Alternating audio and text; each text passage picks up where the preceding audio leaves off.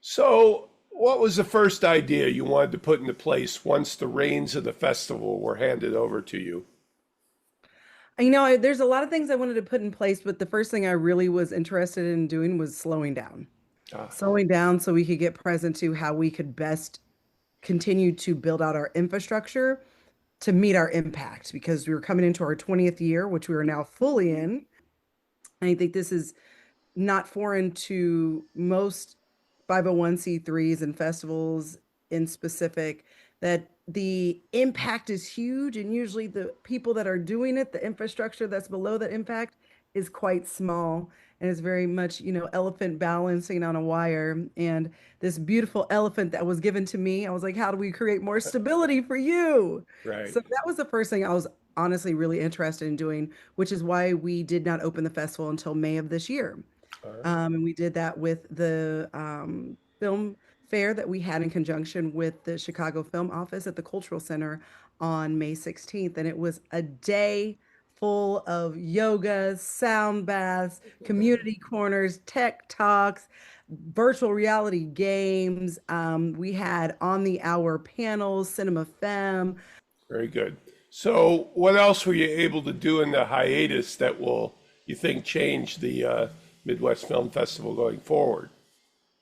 Well, we were able to create, like, really to sit and create forward. One of the things we're doing, this is our second year doing the road show. And Right. this year we are headed to Aurora. And we wanted to see how we could start to live into more of a sustainability and accessibility pledge. We already had these things in place, the accessibility one specifically, and sustainability is a new one that we've taken on. And so we were thinking through it, and when we decided that we wanted to go to Aurora for our road show this year, I was like, it would be really cool to take the Metra instead of taking cars. Like, Right. could we do that?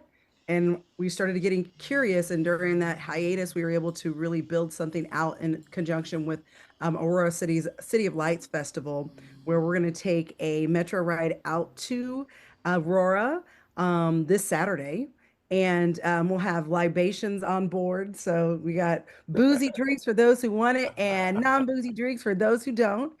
And then we're going to land and we're having brunch straight away at Three Brothers Roundhouse. And then from there, we're going to get on trolleys. And I always say Three Brothers. It's definitely Two Brothers. So Two Brothers Roundhouse right off of the Metra. And then we're going to have trolleys pick us up and take us around town. And you're going to kind of get to choose your own adventure and get to see Aurora in a way that you'd like to see it. And then also, if for accessibility, if walking doesn't work for you, that's why we have the trolleys there. And then at 2 o'clock, we're going to head over to the Copley Theater, where we're going to watch a collection of films. New Lens on the Heartland is our theme this month, and those are experimental films. Raul Benitez, our head programmer, was really interested in adding in an experimental film block this year, and we were able to do that with New Lens on the Heartland. So we'll have that screening, and then we'll have an after party, and that after party will take place at the Craft Urban in Aurora. And for those who don't want to stay for the after party, we'll have a trolley on deck to take them back to take their first Metro out at 6 o'clock. And then for those who do want to stay for a little bit, we'll have a 7 o'clock trolley that will take us to the Metro for the 7:30 departure. So that's one thing that we were able to create forward, one of many things that I can share with you. One of the aspects of the Midwest Film Festival under Erica Duffy was expanding inclusiveness and diversity in the fest. How are you planning on expanding that aspect in your tenure, and how has those initiatives expanded the reach of the festival overall? Absolutely. So one of the things that I was really committed to when I came on as operations director is making sure that we were creating space to be an open invitation for anybody and everybody to know that their film had a chance to be seen and possibly screened. And from my perspective, that starts with your screening committee. That starts with showing the people who's actually watching my films and do I actually have a fair chance at this. So we have a lot of transparency around our selection process, and we have a group of 30 diverse screeners. Over 50% of them are female identifying, and 90% of them are identify as part of the global majority and or queer. And that is really important because while Raul is the head programmer and I'm the executive director, and nothing gets programmed without both of our say, Film is so subjective. And it's really important that we have a diverse group of people, not only watching the films, but also scouting films. So one of the things that we also do is I've made sure that every one of our screening people on our screening committee have a unique discount code that they can pass out to their community members to be able to submit to the festival. So that, they really are the hands and feet of this festival. It's not just hinging upon myself or Raul or, a couple of people in the leadership space, but everybody from their diverse perspectives going to spaces and places that we may not even have known about and films that we would have never been present to if they aren't brought into the fold by people that have these unique perspectives. So from my perspective, that's the first place we start by starting to diversify our submission pool. From there, when you have the screeners looking at these films, each one of these films is watched, each one of our submissions is watched by a minimum of three people outside of myself and Raul.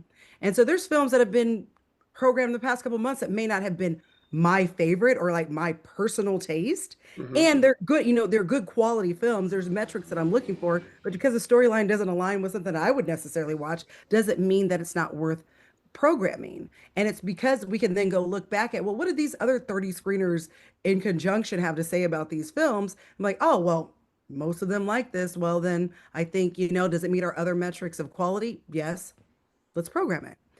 So that's one of the biggest ways that I've really worked to, at baseline, create space to one, be an open invitation for people to feel that they belong.